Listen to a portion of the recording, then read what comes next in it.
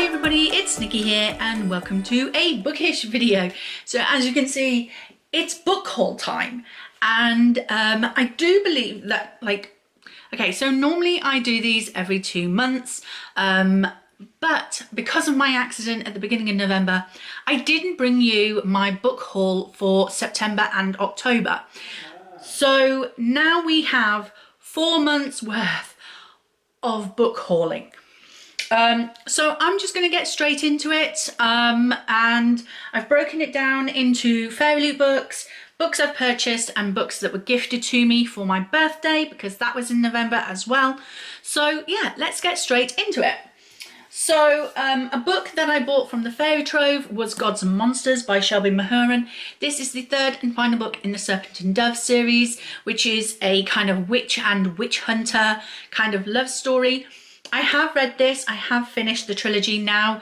It's one of those books that I think I'm going to have to reread the whole trilogy a little bit closer together next time, because I feel like I didn't get the full joy of this story because I read them so far apart from each other. But yeah, this is definitely going to be a trilogy that I will reread again in the future. Then we got in our Fairyloot box, I think for October, Defy the Night by Bridget Kemmerer. I have read her Curse So Dark and Lonely trilogy from her before and thoroughly enjoyed it, so I'm very excited for Defy the Night. This is a story of rebellion, apparently. So yeah, brand new blockbuster fantasy series about a kingdom divided by corruption, the prince desperately holding it together, and the girl ready to bring it all crashing down. So yeah, this is my Fairyloot edition of Defy the Night by Bridget Kemmerer. Also, we got a paperback in October's box, I think, or September's box, I can't remember, and that was Beasts of Prey by Ayana Gray. This was actually in my anticipated releases for the year, but I completely forgot about it. This says Lucosa was once a city of magic, now magic is nothing more than a myth. For fans of An Ember in the Ashes, Shadow and Bone and The Gilded Ones. So magic has returned to Lucosa and the hunt has begun. So yeah, I am thoroughly excited to get to this one time. Oh. Another extra book that we got in a Fairyloot box over the last 4 months was Afterlove by Tanya Byrne.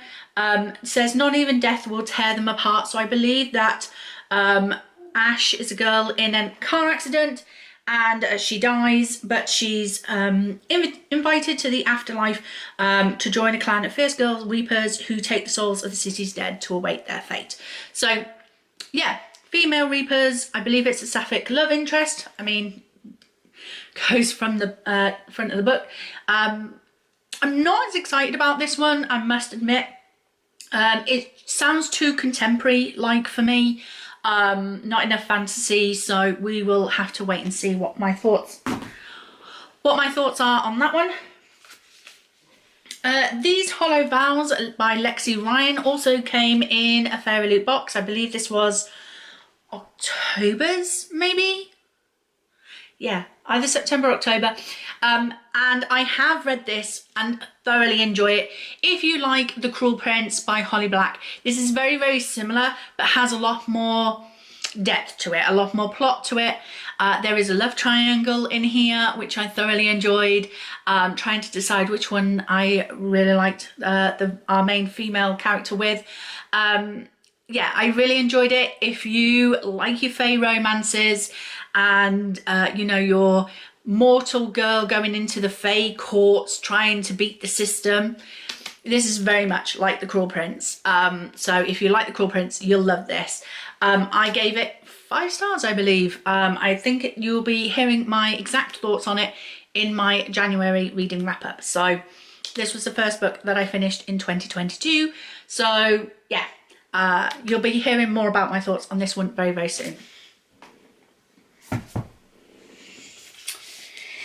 Then in Fairyloot, I think this was November's, we got Once Upon a Broken Heart by Stephanie Garber. Now the problem with this is I'd already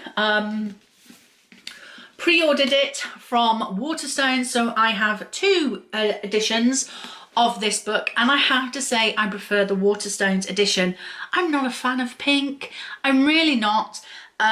So I will be looking to rehome the Fairyloot edition, and I will be keeping the Waterstones edition. I doubt this is going to be a book that I'm going to fall in love with so much that I'm going to need 2 editions, especially when one is not my favourite colour. I mean, nice designs, but I like the blue better. So yeah, so I have 2 copies of this. Was that October's? That must have been October's. This was November's, I believe. Jade Fire Gold by June C.L. Tan. Her Destiny, His Revenge. Again, pink. I don't know what it is with Fairyloot going pink mad at the end of 2021. But we got another pink, but with a bit of green on this time. And this says, this is the girl I have to put my faith in. This is the girl who will help me get my throne back. This is the girl who will either be my salvation or the damnation of the entire world. I believe it is Girl of Paper and Fire meets A Song of Race and Ruin. In June, C.L. Tan's stunning debut, where ferocious action, shadowy intrigue, rich magic and a captivating slow burn romance collide. Not a fan of slow burn romance. I'm kind of like, come on, get it on. Come on, let's get going. But yeah, so that is that one. And the ugliest book that Fairyloot have ever sent us was this one. This was also in November's box, I believe. And it is The Coldest Touch by Isabel Sterling. That is the fuggliest cover I've ever seen. I'm really sorry to the artist, but I expect this from a book made in the 70s or 80s or something. It's got that pop art, and I don't like it. But apparently Elise is cursed, and every time she touches someone she experiences how they'll die. And then she meets Claire, who is a vampire who's already dead. So I guess a romance will ensue because they're kind of holding hands on the cover. It's kind of a given. But yeah, death drew them together. Life could tear them apart. I will be covering this book as I read it because this hurts my eyes. And then in December, we got Year of the Reaper, The Past Never Forgets, Fairyloot book. So it's got black sprayed edges and some beautiful artwork on the front and on the dust jacket. And this says, 3 years ago, Lord Cassier disappeared in the midst of a war, and then he is returned. But an assassin targets those closest to the Queen. Cass is drawn into a search for the killer, and then he makes an unexpected bond with a brilliant young historian named Lena, and together they need to find out, look to the past, following the trail of a terrible secret, one that could threaten the kingdom's newfound peace and plunge it back into war. Sounds really epic fantasy kind of thing. Yeah, looks cool, doesn't it? So yeah, it's by Makia Lucia, or Makaya. I'm not sure how to pronounce that. I do apologise if I've mispronounced it. So yeah, those were all the Fairyloot books that I received in the last 4 months, from September, October, November and December. Sadly, those will be the last Fairyloot books that you will see on my channel because I have now cancelled my subscription. I've been feeling a bit meh about the boxes recently, and I just thought, you know, coming into the new year, I've had Fairyloot for about 2.5 years now, and I feel like I've got enough stuff. Now, when I first started getting Fairyloot, it was brilliant because I didn't have any book sleeves. I had barely any bookmarks. I had no trinket dishes or bookends or bookish merchandise or mugs or anything like that in my home. But now, after having Fairyloot for 2.5 years, I have plenty of all of those things, and I don't feel like I need any more. So I have cancelled my subscription. It does mean that some lucky person on the waiting list will hopefully have gotten a call or an email to say, hey, a spot has opened up and would you like to take that place? So I've made somebody's day somewhere. Fairyloot aren't going to lose out because I'm no longer a subscriber, but it does mean that there will be no more Fairyloot unboxings on my channel. I will still watch Fairyloot unboxings on other people's channels because I like to see what books they put in, because there have been some hidden gems in the Fairyloot boxes, some books that I would never have thought to pick up, but because they came in a Fairyloot box, I did pick them up, I did read them, and I have fallen in love with them. And yeah, it's opened my eyes to a few more books that I maybe wouldn't have heard of or got to otherwise. So thank you very much, Fairyloot, for what you do. But my time came to an end with you. Okay, on to the books that I've purchased. There's a lot here for 4 months. Although 1, 2, 3, 4, 5, 6, 7, 8, 9, 10, 11, 12, 13, 14, 15, 16, 17, 18 books in 4 months is actually not that bad, considering that there were plenty of months at the beginning of the year where I would bring in 18 books in 1 month. So for 4 months, that's just a little over 4 books every month, so which is my average for my points allowance. So not too bad. So let's just go through them. I can't remember which ones I bought in which particular month, so I'm just going to show you them all. First of all, I got Julia and the Shark by Kieran Millward Hargrave and Tom DeFreston. I believe Tom DeFreston is the artist and Kieran Millward Hargrave wrote the story. It's a beautiful book. It has birds on the sprayed edges there. And then you have these vellums inside that are printed on as well, which is really pretty. And throughout the book, in the artwork, you get like highlights of yellow. It's so pretty. It's so pretty. And this is basically, my name is Julia and this is the story of the summer I almost lost my mum and found a shark older than trees. Don't worry though, that doesn't spoil the ending. So yeah, nice little middle grade there. Another middle grade that I purchased was Frostheart 3, Rise of the World Eater by Jamie Littler. This finishes the trilogy. I have read it because I read it for Believeathon, as you know, and I thoroughly enjoyed this, and I do believe that each book in the trilogy gets better and better. I believe I gave the first book 3 stars, the second book 4 stars, and the final book 5 stars. This one really pulled at my heartstrings, and I thoroughly enjoyed it. Again, another trilogy that I would like to reread closer together, because obviously I read them as they were released, so there was a year apart for each book. So yeah, I would like to reread them again in the future, but a little bit closer together so I can get the full essence of the story. But I really, really enjoyed this. Next, I purchased 3 books from the works on the 3 for a £5 deal. We had Graceling, Bitter Blue and Fire. I believe they now have the 4th book, which is Winter Keep, but I haven't managed to pick it up as of yet. Me and my good friend Charlotte have already read Graceling together in January as our buddy read, so, and we both thoroughly enjoyed it.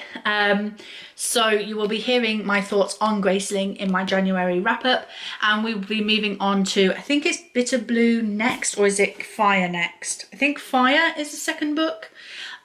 So we'll be reading that one in February and Bitter Blue in March, and then hopefully if we can both get hold of Winter Keep, which is the 4th book, we'll read that as well. So yeah, I bought all of those. Then I also bought the 3rd book in the Gentleman Bastards series, I think it's called, by Scott Lynch. So this is the Republic of Thieves. I don't want to see that spoiler, thank you very much. So yeah, when I bought this, I had intended to get to this pretty soon, because at the time of purchasing this, I had the 2nd book on my TBR for the month, but I didn't get around to reading that 2nd book. So yeah, maybe I shouldn't have picked this up when I did, but I honestly did think I would get to the 2nd book. So I was purchasing the 3rd book so I could get to it as well. Yeah. This is the story of Locke Lamora, who is a kind of thief, but he's kind of a good guy, but kind of not. It's a really good story, and I really enjoyed reading the first book. Then I bought Kingdom of the Cursed by Kerry Maniscalco.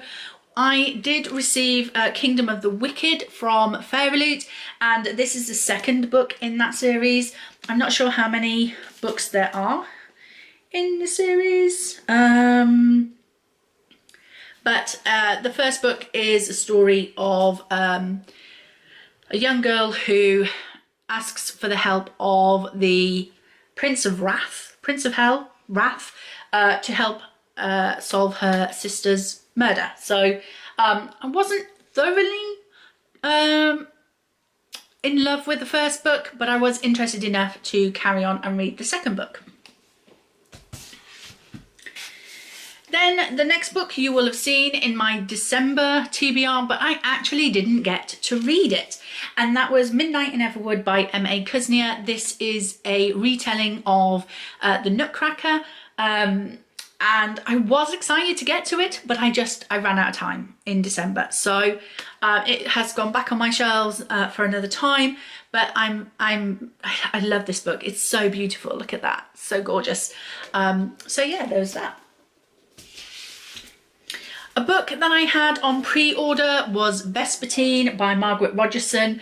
She is the author of Sorcery of Thorns, which was another Fairyloot book that I got when I first started. I think it was either my second or third book that I received in a Fairyloot box. So it's been a long time.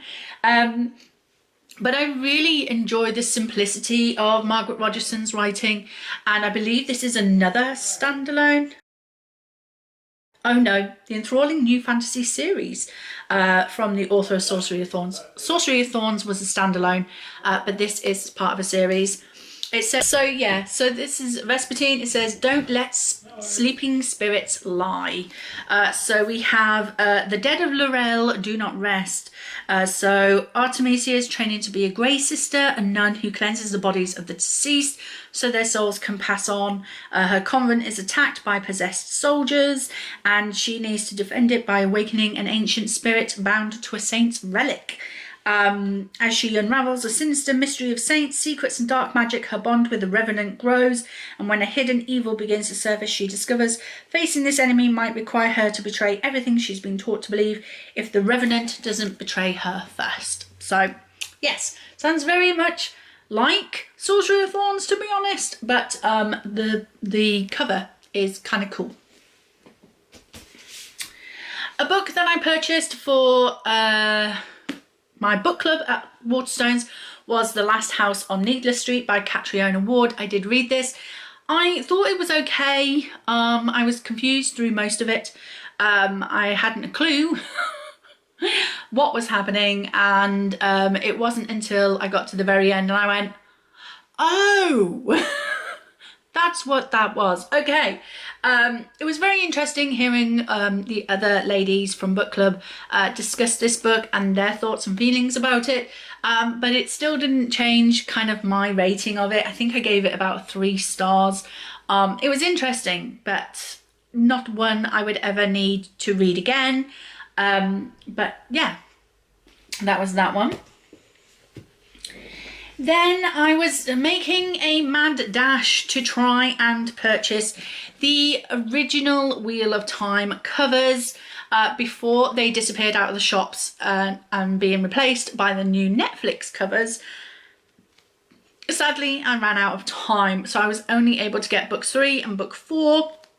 I already have book 1 and 2 in these covers, and I believe now the Waterstones, or at least my local Waterstones, only has the new covers, so I kind of ran out of time to get the rest of them in the old covers. But we have book 3, which is The Dragon Reborn, and book 4, which is The Shadow Rising of the Wheel of Time series by Robert Jordan. I am going to read more of the Wheel of Time throughout 2022. I have read book 1. I will be moving on to book 2 very soon. So yeah, I've watched the first series and I am looking forward to the second series being released on Prime. So yeah, I have these two books. Then I have a couple of graphic novels. I got Lumberjanes Volume 7 and Old Possum's Book of Practical Cats by T.S. Eliot and Axel Scheffler. So obviously this is the book, not the original book, obviously. This is 80 Years of T.S. Eliot's Cats edition, but this is the book of poetry that the musical Cats by Andrew Lloyd Webber is based off. So when I saw this in the shop, I knew I had to purchase it because Cats is one of my favourite musicals, and I just love the poetry that goes with it, so I purchased that.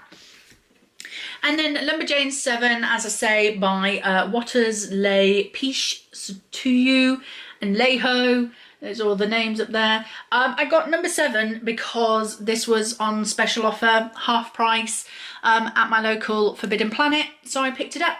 I don't have all of them up to this point. I only have number 6 and number 7 so far, but I'm kind of picking these up when I see them cheap. I'm not in any rush to pick these up anytime soon, so I am happy to just pick these up whenever I see them going cheap, but currently I only have number 6 and 7. Another book that I picked up because of the book club at Waterstones was Wendy Darling by A.C. Wise. I believe you will have seen this in my December reading wrap up. This is a retelling, or not retelling, but kind of a sequel to the events of Peter Pan. Wendy is now an adult and she has a daughter of her own who gets kidnapped by Peter Pan and taken back to Neverland, and Wendy has to make her way there and rescue her daughter. I was on two halves of this. There was half of the story that I really enjoyed and the other half I was kind of like, not interested. But yeah. So if you want to know my thoughts on Wendy Darling, just watch my December reading wrap up. Another book I bought was The Jumbie God's Revenge by Tracy Baptiste. This is book 3 in the Jumbies series. I have been reading these sort of via audiobook, but I also have the physical copies because the second book actually has mermaids in it. So I have these books on my mermaid shelves, and yeah, I really enjoy this Caribbean inspired sort of mythological kind of mystical creatures kind of adventure of this little girl trying to save her town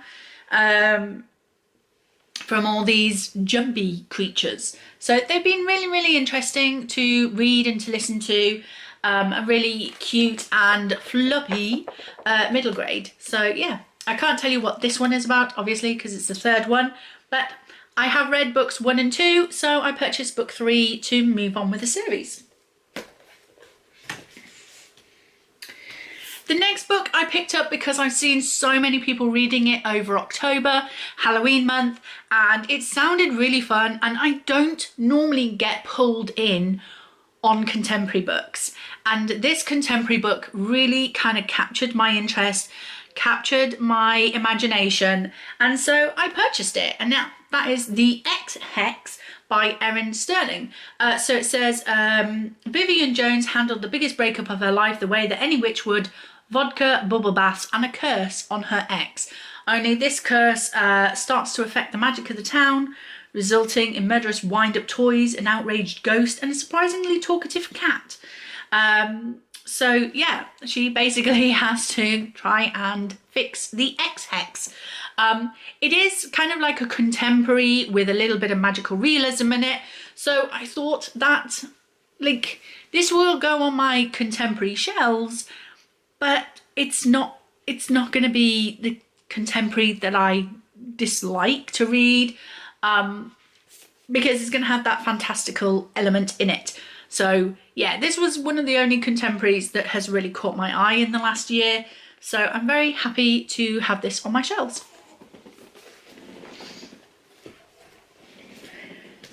And the last book that I purchased myself in the last 4 months of 2021 was Imposters by Scott Westerfeld. Now, if you know me at all, you know that my favourite series of all time is the Ugly series by Scott Westerfeld. I have loved that series for most of my adult life since I read it way back when, and I never ever moved on to any of his other books, and I was shocked to realise that he had other books out. Who knew? So I finally bit the bullet and I purchased Imposters. It says, what and who are you willing to sacrifice for your family? So it says, Frey and Raffi are inseparable, two edges of the same knife, but Frey's very existence is a secret.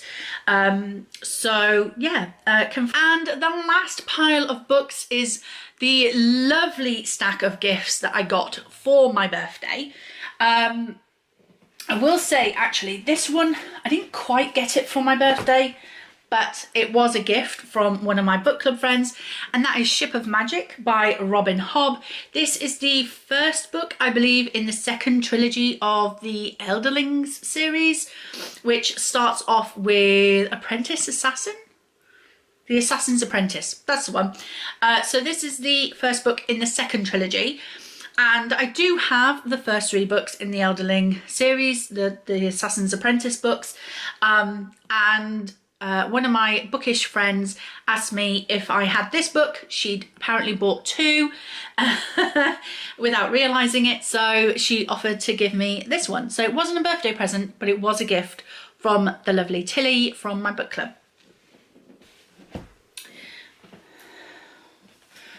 Also from Tilly for my birthday, I'm sure this was from Tilly. Yeah. She bought me Elantris by Brandon Sanderson. Now, I have read Elantris, but I had it on my wish list because the copy I read was from the library, and so I wanted my own copy. So now I have my own copy of Elantris to pick up and read whenever I want to, because I would like to reread this again in the future. It is a standalone currently, but you never know with Brandon Sanderson. He might come back and do another story on Elantris. You never know. So I wanted my own copy to go with the rest of my Brandon Sanderson books. Another book club friend of mine, Jessica, sent me The Wicked and the Divine, Pandemonium, which is book 2 or volume 2 of the Wicked and Divine graphic novels by Gillian McKelvey, Wilson and Cowles. So it's that. This is basically a graphic novel about these gods who come to Earth. Every 90 years, 12 gods return as young people. They are loved, they are hated. In 2 years, they are all dead. It's happening now, it's happening again. So yeah, I do have the first volume and I have read it. So now I have the second volume, so I can move on to read this one. And then my good friend Bex, who's also from my book club, went above and beyond, and this was on my wish list, but not because I ever thought anybody would ever purchase this for me, but because I kind of use my wish list as kind of a, hey, you want to read this book. So it's not generally, my wish list on Amazon is not generally for other people to buy me books. It's generally for me to say, hey, you really want to read this book. I have quite a few wish lists on Amazon. I have them separated. So I have books I want to read, books I'm interested in reading, books in ebook format that I'm interested in purchasing as well. So I have a couple of bookish wish lists. That was a mouthful. Bookish wish lists on Amazon, depending on how interested I am in the book. And this was on books I want to read because I really do want to read this series. Bex, the wonderful, amazing Bex, bought me all 5 books of the Old Kingdom series by Garth Nix. These are amazing. I will show you the first book. So this is the first book. How amazing is that? And it's so floppy as well. Oh, I love it. I'm absolutely in love with it. I could not believe when I received this package through the post. I could not believe that this had come from one of my bookish friends. I was so in awe, so grateful. To receive one book for my birthday from each of my bookish friends was special enough, but to receive a box set of 5 books, I'm so grateful. And I am really, really grateful for the other books as well, because I expect nobody to buy me books at all. I'm not a big enough YouTuber to be getting books bought for me by my subscribers. Anyway, and the last few books that I received were all from my good friend Charlotte. She went crazy. She went crazy. So she bought me a Christmas Carol graphic novel from Classical Comics. She knows that I absolutely love these classical comics. I shout about them all the time. And she remembered that me and my husband had read A Christmas Carol together last year.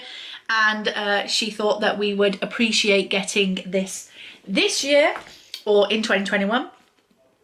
And then on that same note, she bought me Dr. Jekyll and Mr. Hyde by Robert Louis Stevenson in the Barrington Stoke edition. These are dyslexia friendly books. So the writing is spaced out better. The pages are yellowed and thicker, so you get no ghosting from the print on the opposite page.